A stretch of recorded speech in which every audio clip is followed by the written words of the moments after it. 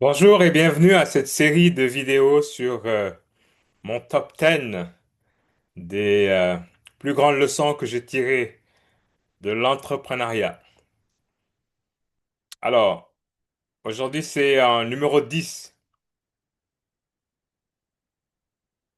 Si vous vendez un produit ou un service, surtout un service, la vente n'est pas effective tant que l'argent n'est pas dans votre compte. Vous allez rencontrer plein de situations. Vous savez comme moi, c'est pas facile d'avoir des clients. Une fois que vous avez un lead, il faut le transformer en un client.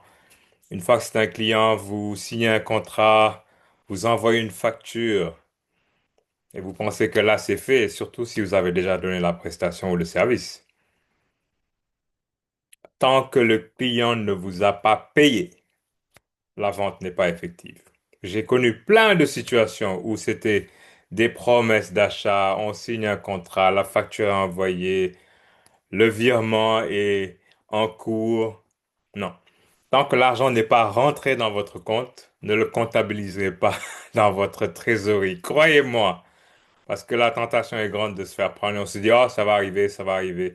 Alors, entre les délais internationaux quand c'est un virement qui vient de l'étranger, les promesses non tenues de la part de certains clients, les excuses et tout ce que vous voulez, ne comptabilisez pas cet argent tant qu'il n'est pas entre vos mains. Donc, dans votre compte bancaire ou si vous prenez du cash, ben, entre vos mains. Même un chèque, ça peut rebondir. Voilà. Donc, et autre conseil, si vous pouvez vous faire payer à l'avance, faites-le.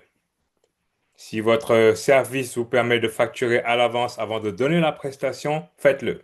Parce que ça va éviter que vous ayez donné la prestation, donné le service et le client vous dit, bon, je peux pas cette semaine, la semaine prochaine, j'ai un imprévu et encore. Tout ce qui va mettre un délai à ce que vous puissiez toucher votre argent, vous devez essayer de supprimer autant que possible. Donc, faites-vous payer à l'avance si vous pouvez, selon votre domaine d'industrie, avoir un système de paiement préautorisé, que vous allez prendre l'argent sur la carte de crédit du client.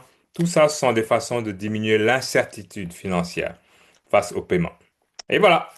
J'espère que ça vous aide. C'est des expériences vécues. On se voit lors d'un prochain épisode. Salut!